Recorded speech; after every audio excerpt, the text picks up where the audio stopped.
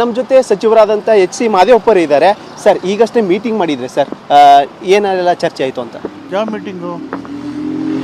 ಈಗಷ್ಟೇ ನಿವಾಸದಲ್ಲಿ ಸತೀಶ್ ಜಾರಕಿಹೊಳಿ ಅವರು, ಪರಮೇಶ್ವರ್ ಅವರು ಎಲ್ಲ ಸೇರಿದ್ರಿ. ಇಲ್ಲ, ನಾನು ಮನೇಲಿದ್ದೆ. ನಾನು ಮೀಟಿಂಗ್ ನಾನು ಇರಲಿಲ್ಲಲ್ಲ. ನೀವು ಇರಲಿಲ್ಲ.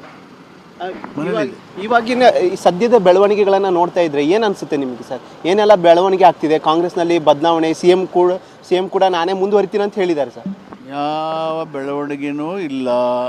ಸಿದ್ದರಾಮಯ್ಯನವರು ಮುಖ್ಯಮಂತ್ರಿ ಆಗಿದ್ದಾರೆ, ಮುಖ್ಯಮಂತ್ರಿಯಾಗಿ ಮುಂದುವರಿತು ಕೆಲಸ ಮಾಡ್ತಾರೆ ಸರ್. ಈಗಷ್ಟೇ ನೀವು ಮಲ್ಲಿಕಾರ್ಜುನ್ ಖರ್ಗೆ ಅವ್ರ ನಿವಾಸಕ್ಕೆ ಹೋಗಿದ್ರಿ, ಅಲ್ಲೆಲ್ಲ ಮಾತುಕತೆ ಆಯಿತು ಸರ್. ಏನೆಲ್ಲ ಚರ್ಚೆ ಆಯಿತು ಅಂತ?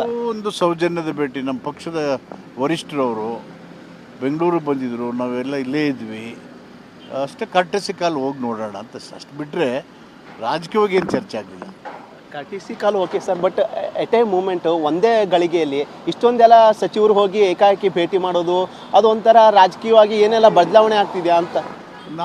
ನಾನು ಸತೀಶ್ ಹೋದ್ವಿ, ಅಲ್ಲಿ ಪಕ್ಕದಲ್ಲಿ ಹೋಮ್ ಮಿನಿಸ್ಟರ್ ಇದ್ದರು, ಈ ಕಡೆ ದಿನೇಶ್ ಇದ್ರು, ಅಕ್ಕಪಕ್ಕದವರು ಎಲ್ಲ ಬಂದರು. ಅಷ್ಟು ಬಿಟ್ಟರೆ ಎಲ್ಲ ಹೋಗಿದ್ದ ವರಿಷ್ಠರಿಗೆ ಸೌಜನ್ಯದ ಭೇಟಿ.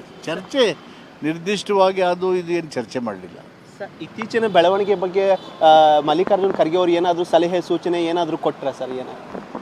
ನಮ್ಮ ಪಕ್ಷದ ವರಿಷ್ಠರು ಪಕ್ಷ ಹೆಚ್ಚು ಒಗ್ಗಟ್ಟಾಗಿ ಸಂಘಟಿತವಾಗಿ ಜನಪರವಾಗಿ ಕೆಲಸ ಮಾಡಬೇಕು, ರಾಜ್ಯಕ್ಕೆ ದೇಶಕ್ಕೆ ಒಳ್ಳೆಯದಾಗಬೇಕು, ಪ್ರಜಾಪ್ರಭುತ್ವ ಸಂವಿಧಾನದ ರಕ್ಷಣೆ ಆಗಬೇಕು ಅನ್ನೋದು ಬಿಟ್ಟರೆ ಅವರ ತಲೆಯಲ್ಲಿ ಮತ್ತು ಅವ್ರ ನಿಲುವಿನಲ್ಲಿ ಬೇರೆ ಯಾವ ವಿಚಾರನೂ ಇಲ್ಲ ಸರ್. ಇತ್ತೀಚೆಗೆ ಶಾಸಕರು, ಸಚಿವರು ಕೆಲ ಬದಲಾವಣೆ, ನಮ್ಗೆ ಅವ್ರು ಸಿ ಎಂ ಆಗಬೇಕು, ಇವ್ರು ಮುಂದುವರಿತಾರೆ ಅಂತ ಹೇಳ್ತಾ ಇದ್ರು.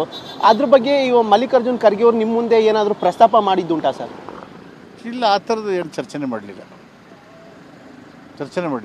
ಸರ್. ಕೊನೆಯದಾಗಿ ಮಲ್ಲಿಕಾರ್ಜುನ್ ಖರ್ಗೆ ಅವರು ಏನಾದರೂ ಕಟ್ಟುನಿಟ್ಟಿನ ಸೂಚನೆ, ಬದಲಾವಣೆ ಬಗ್ಗೆ ಯಾವುದೇ ಶಾಸಕರಾಗಲಿ ಸಚಿವರಾಗಲಿ ಬದಲಾವಣೆ ಬಗ್ಗೆ ಮಾತಾಡಬಾರ್ದು ಅಂತ ಏನಾದರೂ ನಿಮಗೆ ಮಾಹಿತಿ ಹಂಚಿಕೊಂಡಿದ್ದುಂಟಾ ಸರ್?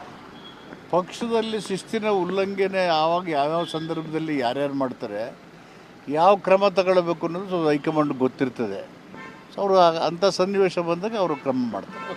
ಇವಾಗ ಈ ಅಧಿಕಾರದ ಪೂರ್ಣಗಳು CM ಸಿದ್ದರಾಮಯ್ಯ ಅವರೇ ಮುಂದಾಗಿ ಹೊರಿತಾರೆ ಅಂತ ಮೊದಲಿಂದ ಇದೆಯಲ್ವ, ಇದು ಹೊಸದಾಗೇನಿಲ್ವಲ್ಲ. ಕನ್ಫ್ಯೂಷನ್ ಯಾಕೆ?